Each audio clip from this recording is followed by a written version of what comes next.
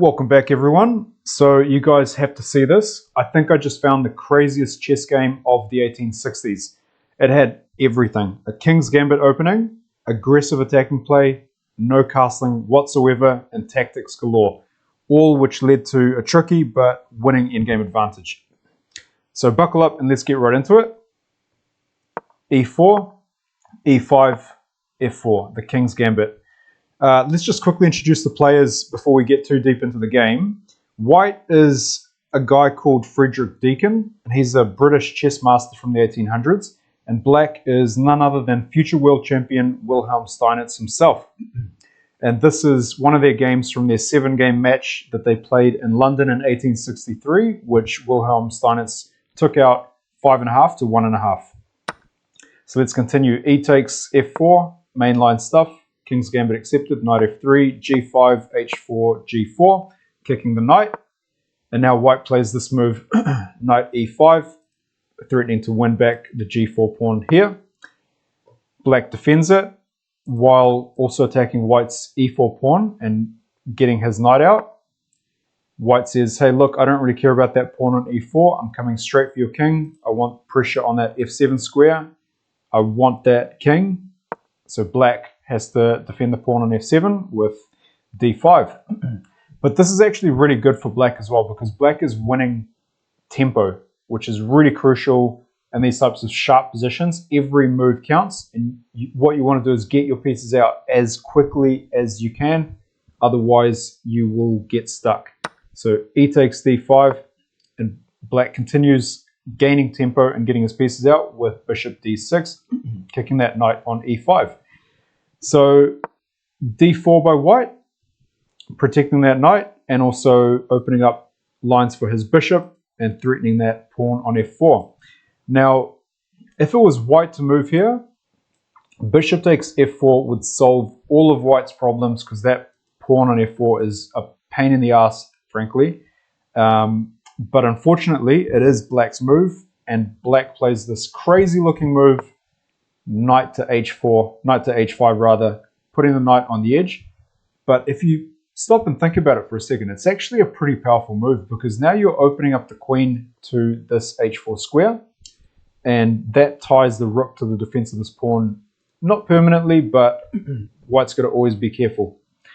On top of that, black is defending that f4 pawn and pretty much saying, hey, look, that pawn's so important that I'm willing to move my knight twice in the opening and protect that pawn from you taking it. So white continues knight to c3, getting his pieces out. And here black plays probably a move that erodes a little bit of his advantage, queen to e7. Black probably got a bit too aggressive here himself, trying to put pressure on white down that e file, threatening things like f6 and winning that knight. But it's just a little too slow. What black probably should have played was something like castle, because here, you know, if white starts getting greedy and starts trying to chop down that pawn on g4, black has moves like knight to g3, and after the rook moves out of the way, rook can't go to g1 because it's got to keep an eye on that h4 square. Black has moves like rook to e8, and after the king moves to f2, h5, kicking the knight, knight e5, and even here uncorking an exchange sacrifice, rook takes e5, takes. And if we look at this position, white's king really is quite restricted. White's got to be careful for moves like bishop to d4, which attack the king. Black's getting that bishop out to g4, threatening the queen. That rook's doing nothing. That pawn is constantly under fire, and black will quickly open up the position, possibly with a c6, a well-timed c6. And white's going to really struggle to unravel himself. And again, this pawn is just a pain in the ass, because it protects that knight on g4, and it restricts this bishop from coming up, or g3 rather. So instead of that, if we go back, instead of castling, black played queen e7, and white here responded with bishop to b5, check. So again, every move counts for both players. Now, if you say, what if white castled? And this is actually a pretty interesting move because despite the fact that black can take on h4 which threatens g3 and queen h2 mate, it's actually kind of tricky. So white obviously cannot take on f4 because pawn to g3 just wins the bishop anyway. You're going to have to take this.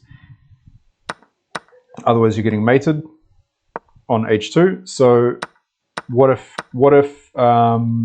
white takes on f4 instead? Knight takes here, and then again g3 can be played. Funnily enough, white has this weird looking move, queen f3 here, protecting the bishop and putting pressure on that g3 square, sacrificing the rook with this little tactic by black. Queen takes a1, but then white has this crazy move, knight takes f7. And in this line, it's actually a dead draw. It's a perpetual check in a lot of lines, according to the engine. For instance, if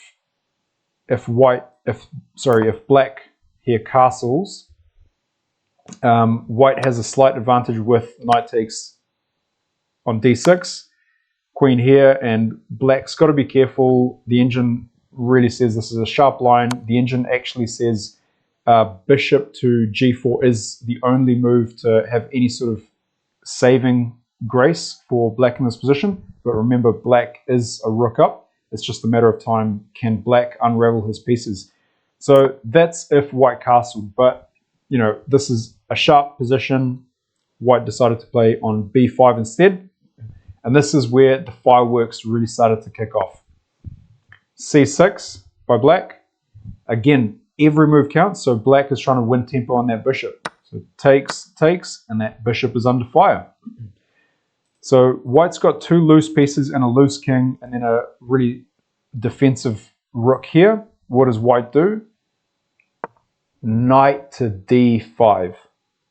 This is where the fireworks continue, because it's not common that you see three pieces lined up like this while under fire, while in the opening, while your king is loose as hell on e1.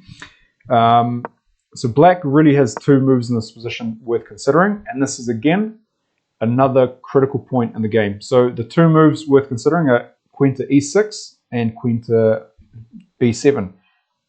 Queen to b7 was played, but that's probably one move where black started losing some of this advantage he's gotten out of the opening.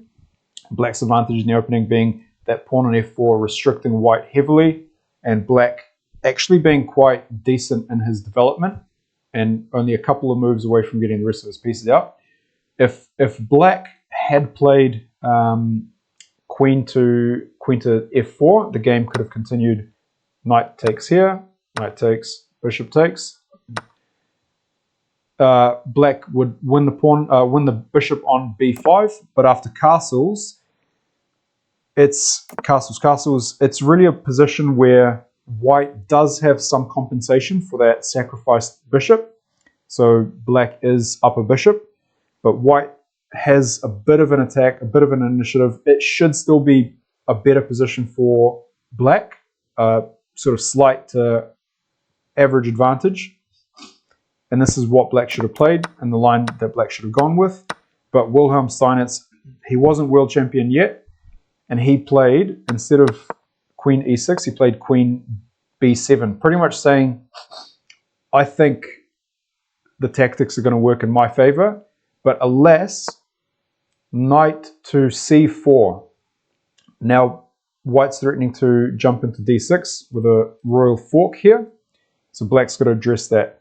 And this is probably where Wilhelm played one of the critical moves in the position, critical moves in the game. He played bishop to e7, which caused a whole host of problems after queen e2. So let's just look at the other option. And this is what black should have probably played, bishop to c7. So the reason why bishop to c7 should have been played is if white decides to take, queen takes, bishop moves back because it's under fire from that c-pawn. Knight to g3, rook comes up to h2, castles, and here black should it should be a pretty equal game for both sides, but it is quite sharp and both sides have to be careful. Black probably has a bit of an advantage in this position, but it could go either way. Otherwise, if instead of if instead of knight takes on c7, if instead white played bishop to a4, keeping the tension in the position, then castle followed by knight takes and queen takes, and now castling by white, instead of losing a tempo by having to move the bishop to safety. This move, queen d8 by black, puts pressure on these two pawns, and after something like knight e5, this is probably again playable for both sides, and it was the critical line that the players should have entered. But instead of this, Wilhelm Steinitz probably said, hey, look, I'm a future world champion. I believe in myself. I'm going to go for this move, bishop to e7, and keep the pieces on the board. But that was the mistake, because once white played queen to e2, white's pretty much saying, hey, you can't take my bishop. If you try to take my bishop, I'm going to checkmate you. Likewise, you still can't take my knight because of my bishop. What do you want to do? I'm also threatening knight to d5, d6 now because your bishop's pinned. What do you want to do? Black plays a natural developing move, bishop to e6. Again, how are these pieces standing here? This knight on h4 has proven to be a rock somehow, but black's got these loose pieces on f8, on h5. There's loose pieces galore in this position. White plays queen to e5, threatening that knight, threatening that rook, and black really has to make a decision here, because does black take this? Nope, because the white jumps in. The white knight jumps in. Does black take on b5? Nope, because the white knight jumps in here. Okay, well, surely black can do something. How about what if black takes here? Well, obviously white's now going to take the rook. So black again is forced to defend. And black has two good options here. One is castling and rook f8. And I said two good options. I meant one good option because one of them wins. One of them saves the game and one of them loses the game. And you can guess which one black played. Probably not the good one. So the good way to save this game would have been simply to castle. And after castling, as crazy as it looks, white would probably have to continue with something like knight a5, because all these pieces are hanging, possibly something like bishop check c3 here, and then white would have to get his bishop out of the way because he's going to lose this as well. And this is the engine saying, as crazy of a position as this is, again, it's pretty equal. It's actually saying 0, 0, 0, because white's got perpetuals in this position with moves like rook, bishop takes h7, followed by queen to h5, and queen to g5, and shuffling around. That would lead to a draw. But alas, black says, hey, I reckon I am one move away with knight to d7 from castling queenside and getting to safety. So I'm going to play rook to f8. And I don't care if you take my knight on h5, because I'm going to take one of your pieces. White continues the pressure. You can kind of see in this position A, it's every move counts. So in this position, white plays knight to a5. Now you might be thinking, well, hang on, Philip, is this a free rook? So if check king d8, you think white can just take that exchange, but alas, after c takes b5, knight to a5, you got this little trick the bishop picks up the knight, and that knight on A8 has no prospects. So black here has gotten rid of all of white's attacking pieces, and white again is still a long way away from, a few moves rather, from getting his pieces out and into the game. So knight to C7 doesn't really work. Knight to A5, winning a tempo. Queen to B7. And now again, let's just pause and take a look at how crazy this position looks. White is saying, look, I don't give a damn about my king. I'm just going to leave it in the center. Now I'm going to pick up that rook. And the difference is I've just gained a tempo because your queen is no longer on B7. And now after bishop to D6, and this is probably where one of the lines could have been bishop to B4 check, C3, pick up the knight, and then the queen, the bishop drops back to D3, threatening the pieces here. It would have been a winning game for white. So black did not play that, but instead played bishop to D6, pretty much telling white, hey, your pieces are still quite loose. Don't forget about them, because you might have taken my rook, but I'm still going to take at least one of your other pieces. So here, unfortunately for black, this move doesn't work exactly how he thought it would work. White took, sacrificed the queen, knight to B7, king up, takes, and bishop to D2. Ignoring that knight here, ignoring that bishop here, ignoring everything, but pretty much simply saying to black, hey, look, I'm getting my bishop out finally. Damn your F4 pawn. That's restricting my bishop, but my bishop's coming out to D2 and B4. Black has to address that by rook to E8. And if we pause for a moment here, what is the material count? 1, 2, 3 pieces for black, 1, 2, 3 pieces for white, 1 rook for black, 2 rooks for white. How many pawns? 1, 2, 3, 4, 5, 6 for black, and 1, 2, 3, 4, 5, 6 for white. So white is up a clean rook in this position, but this is where that knight, it's a question whether that knight's going to come out of there safely. It's a question whether this bishop's going to come out to safety. And what's going to happen with these 2 pawns? So white has to really still be careful in this position, despite being a rook up.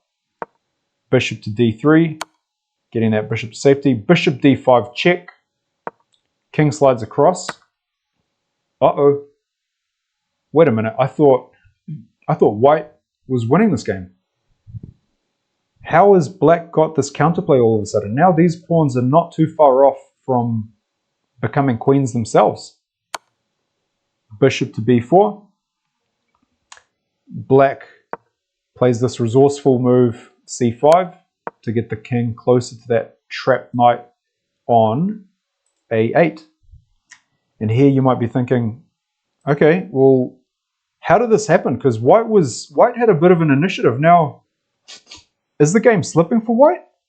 That rook's under fire. That's nearly taken. How is white going to unravel? This rook, this extra rook can't even get into the game that easily. It'll take some time. Rook G1, F3, and now white finds this amazing tactic to simplify the game and solve all his problems. Pause the game here if you think you can find it. But for those who don't want to pause, who want to just see the fireworks happen, bishop to B5 check. Skewering to get to that rook. So black has to take the bishop. Knight comes out, picks up the other rook. And now, after F2, King D2, black makes the queen, but white recaptures it back. Black moves his bishop out of the way, and now let's pause again and just take stock of the position. 1, 2, 3, 4 pawns for black. 1, 2, 3, 4, 5 pawns for white. 1, 2, 3 pieces for black. 1, 2, and a rook for white. So essentially white's an exchange up, but black is a couple of moves away from getting these pawns rolling again. So white has to find the accurate move, knight to d6, stopping that pawn from coming up and also threatening to take it. If white could just remove that pawn off the board, he has no problem. Black has no counterplay, white has no problems. f6, keeping that pawn on the board. But this is where white pretty much says, hey, look, I'm back in the game now. Knight to f5, stopping any dramas with this pawn as well. a6, so that white simply can't just win the pawn for nothing. Bishop to d6, putting pressure on that knight that has not moved the whole game somehow. And again, stopping any dramas on these two squares. Knight to d7, c4, which is an incredible move to be playing on move 36. Somehow white reestablishes his control on the center. Knight to b6, b3, and white here simply says, my position's so solid, I've coordinated my pieces back. All I need to do from this position, from this point on, is activate my rook, and I should be better because now I'm using my rook, which I have as an advantage over you. a5, bishop a3, so that the knight can move, so that the knight is no longer tied to the defense of that b6, d6 bishop. a4, rook comes in, and now it's simply technique. Pawns are traded off here. Knight c8. The rook attacks the knight. Knight to b6. Check. King comes back. Check again. King goes up. Rook takes h7. And here, black really could have resigned, but he played g3 for that one final trick, because if the rook takes the knight here, g2, and white cannot stop black from queening. White obviously does not fall for that, and instead sacrifices the knight. And here, after knight to g3, white should be winning with a move like d5, where despite being 3 pieces for a bishop and a rook, essentially having 2 knights for a rook, white's pawns are just so strong, white's passed pawns are just so strong that they're going to march up, and this should be winning for white. But instead of that, for whatever reason, after the knight took on g3, Wilhelm Steinitz, maybe with one last laugh, sort of said, screw it, knight to f4, I'm not taking your knight. I'll go out on my terms with my knight still on the board, with your pieces still roaming around, I don't care. And after knight e8, knight e6, white simply plays the classy knight c5, forcing a trade of knights with knight takes here. So after knight c5, Wilhelm Steinitz resigned to Friedrich Deakin, the only game Friedrich won in the match. And give me 1 second to cough. Resulting in what I consider as one of the craziest games that I've found from the 1860s. I hope you liked that game. There's more to come from here. Like, subscribe, let me know in the comments what you thought of the game, and let me know if you want to see any other games like this. Peace out and see you in the next video.